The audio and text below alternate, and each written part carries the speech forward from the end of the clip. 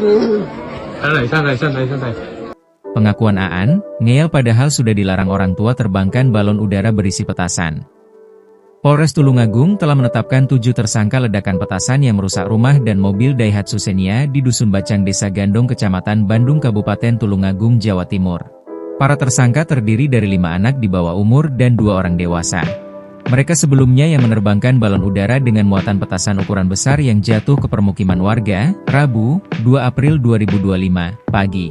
Para tersangka ini berasal dari Kecamatan Durenan Kabupaten Trenggalek, ujar Kapolres Tulungagung, AKBP Taat Resdi saat konferensi pers, Jumat, 4 April 2025.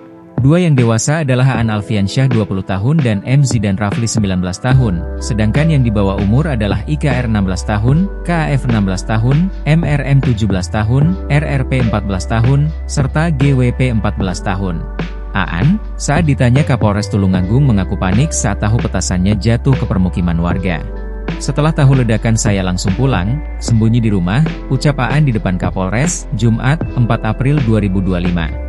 Aan baru tahu jika ledakan petasan itu mengakibatkan kerusakan rumah dan mobil melalui Facebook.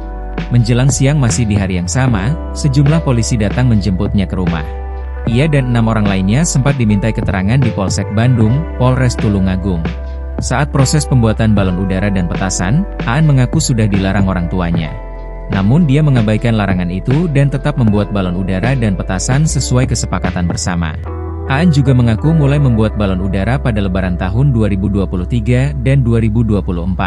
Yang 2023 tidak menggunakan petasan, yang 2024 sudah pakai petasan, katanya. Aan dan Zidan ditahan di rumah tahanan Polres Tulungagung selama proses hukum.